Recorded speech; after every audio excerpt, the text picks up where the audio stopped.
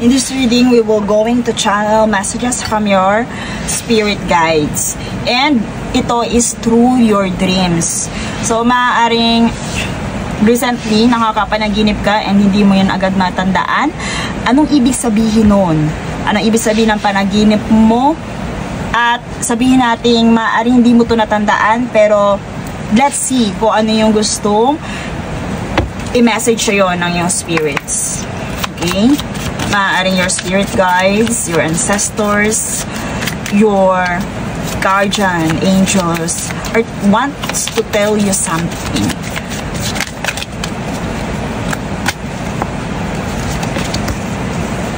Ayan, I remember. My loves, ito ay isa sa mga sabihin natin about your soul plan. Kung nakakakita ka sa panaginip mo ng tubig, my loves, you also hear kung nakakakita ka ng mga feminine figure na hindi mo naman sila kilala. And ito din is isang sign kung nakakakita ka, my loves, ng pintuan. Okay?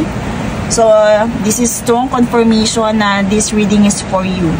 Pero, marami dito, my loves, feminine figure. I hear na feminine figure. I also hear kung nakakakita, my loves, ng kamay. Kung meron something about your hands. About pathways. Kung nakakakita ka din, my loves, ng mga nest. And yun nga, kagaya ng sinabi ko, water. Kung my loves, sabihin natin may pagka-weird ang inyong panaginip, nakakakita ka ng mga nababasag, this is strong confirmation for you. My loves, your spirits are telling you, or pwede din ito is galing sa yung subconscious mind or higher self. Kasi they are reminding you about your soul plan. The fated life versus the destiny life. Ano dito yung kailangan mo i-pursue, my loves? Parang tinatawag ka dito, my loves, ng yung soul's purpose. And merong pwedeng, my loves, na nakakaramdam ka ngayon na sabihin nating, alam niyo yung sobrang challenging nitong mga nakaraan previously. Parang nakakaramdam ka ng rock bottom, my loves, na parang ang daming mga nasirang plano. Pwede din sa negosyo, parang nakaramdam ka ng recession. Kasi rock bottom eh. I also hear sa love life din, sa mga important relationship and connections with you. But I hear na iyon is just a training, my loves, for your souls. Just learn how to surrender to alchemy of life. Huwag mo siyang sabihin natin, alam niyo yung pagpupush kasi mas maralong nagkakos ng hirap sa'yo yun. Ang ganda dito, my love, so my heart dito na light. My heart dito na nag-glow.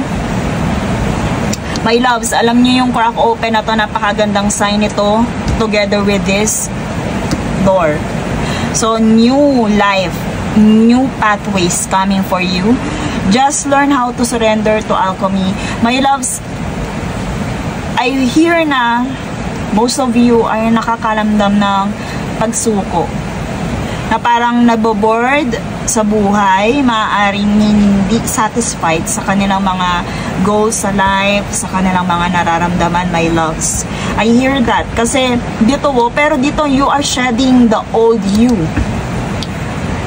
Spirits are telling you na kailangan, masyado kang dito, bugbog. Masyado kang bugbog na bugbog. And I also hear even your intuition ay bugbog na bugbog. Hindi mo nagagamit ng intuition mo lately. That's why nakaka-encounter ka ng mga weird na dreams. Pero dito, my loves, just keep on going. Hindi mo kailangan na ipilit yung pag-achieve mo. Kung sabihin natin na medyo na, alam niyo, discourage ka.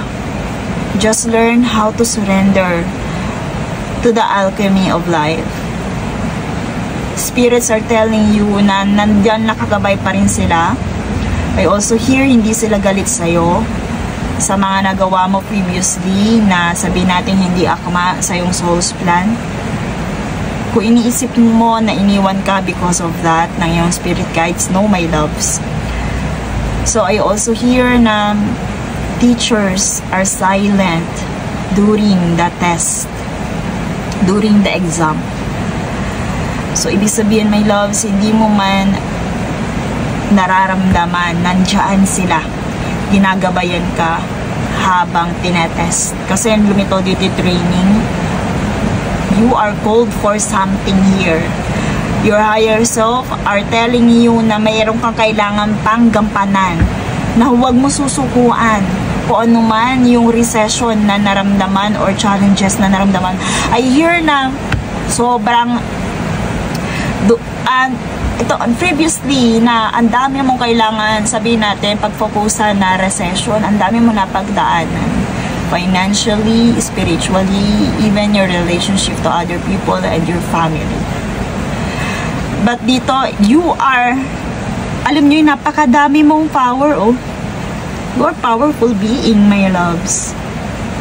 And yun is isa sa yung soul gifts na tinetrain ka dito para sa yung light, paano mo ma-distribute yun.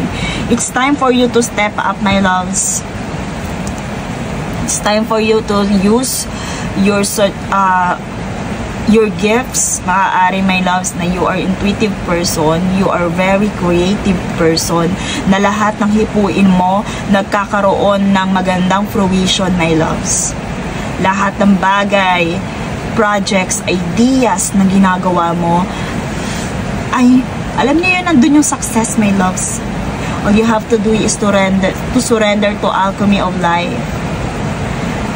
Mag-focus ka doon sa glow, sa life within your soul.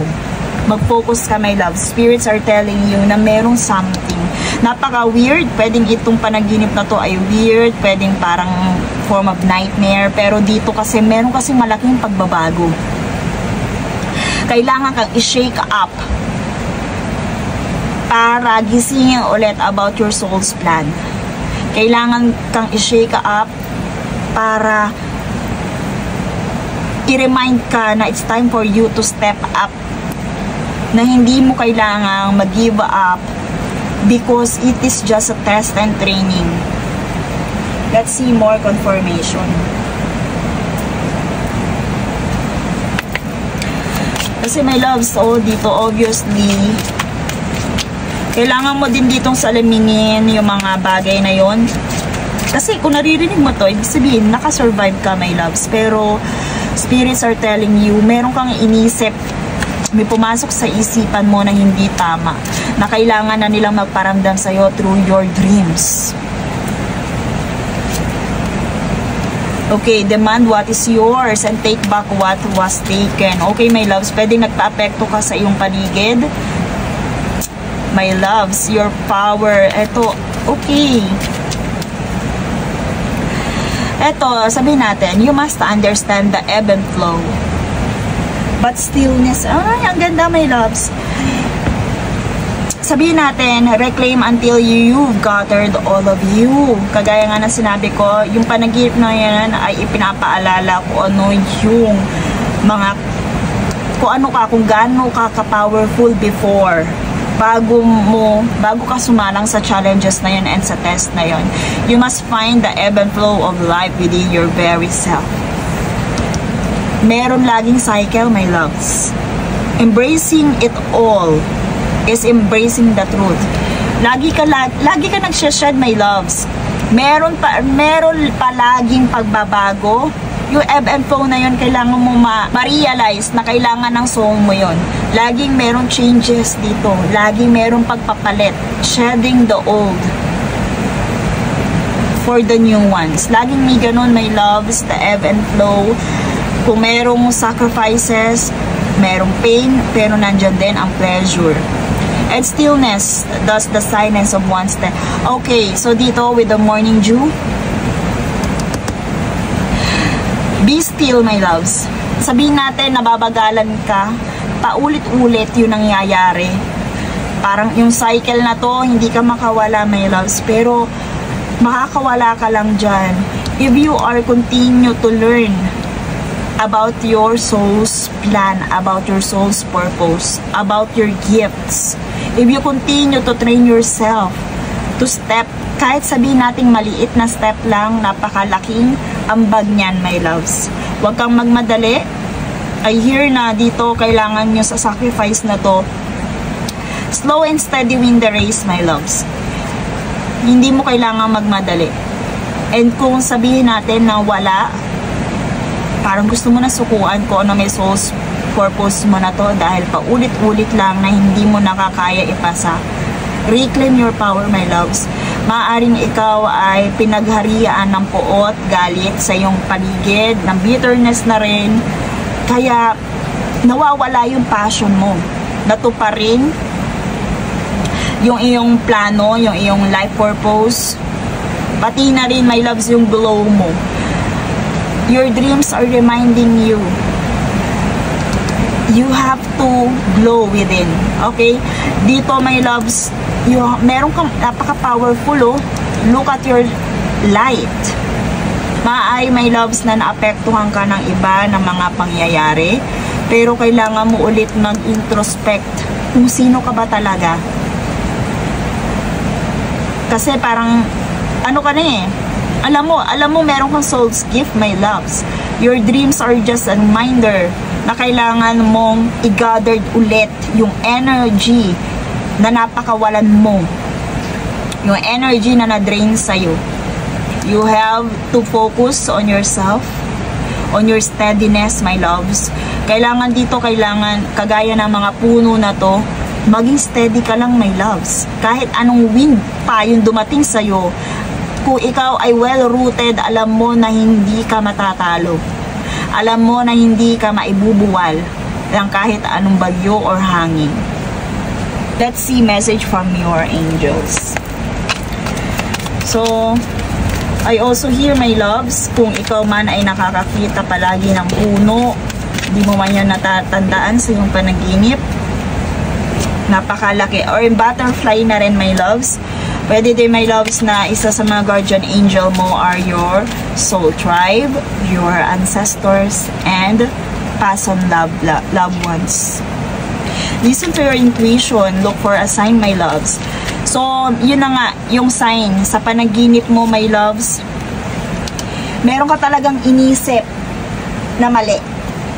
Maaaring ang pag-give up na rin sa yung life, sa yung purpose. Kaya, my loves, napaginipan mo yung mga bagay na yun.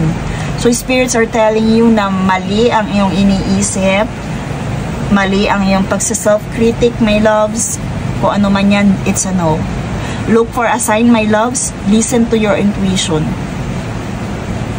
Kasi, napagharian ka, my loves, ng defeat. Napagharian ka ng iyong ego, my loves. Look for a sign. I also hear yung parang kay Harry Potter na kidlat. Pwedeng nakakakita ka din nun, my loves. Strike. I also hear that. Pero, my loves, napakaganda. Yung strike na to, dahil to sa, sabihin natin, pagka-crack open. Maaaring na-hit ka man ng strike na to. Alam niyo, parang ito kasi nagsisimbolize ng tower cards natin. Pero dito, my loves, napakaganda.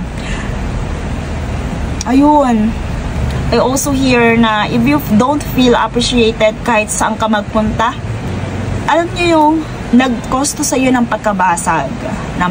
Pero, dahil sa pagkabasag na yon, let's say na, halimbawa, eto, kahit saan ka mapunta, hindi ka ma-appreciate.